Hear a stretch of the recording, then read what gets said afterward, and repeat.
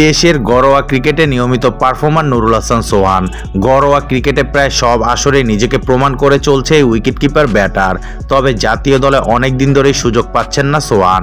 অবশ্য জাতীয় দলে জায়গা পাওয়া কিংবা বাদ পড়া এসবকে স্বাভাবিকভাবেই দেখেন তিনি। সোহানের দাবি, যে যোগ্য, যে ভালো করেছে সেই জাতীয় দলে সুযোগ পাওয়ার অধিকার রাখে। এ দলের হয়ে অস্ট্রেলিয়া সফরে যাওয়ার আগে সোহান বলেন, কেউ আমার প্রতিদ্বন্দ্বী এভাবে দেখি না। আমার মনে হয় যে ভালো, যে ডিজার্ভ করে সে জাতীয় দলে যাবে। আমার প্রতিযোগিতা আমার নিজের সাথেই। আমি আমার জায়গা থেকে যতটুকু পারি চেষ্টা করি নিজেকে আরো ভালো করার জন্য। যদি সুযোগ আসে নিজের সেরাটা দেওয়ার চেষ্টা করব। সোহানের মনোযোগ কেবলই সামনের টুর্নামেন্টে। আসলে আমি ওভাবে চিন্তা করি না, সামনে যেটা থাকে সেটাতেই পুরোপুরি ফোকাস করি। যেহেতু অস্ট্রেলিয়া খেলতে যাচ্ছি, আমার এখন পুরোপুরি ফোকাস ওখানেই।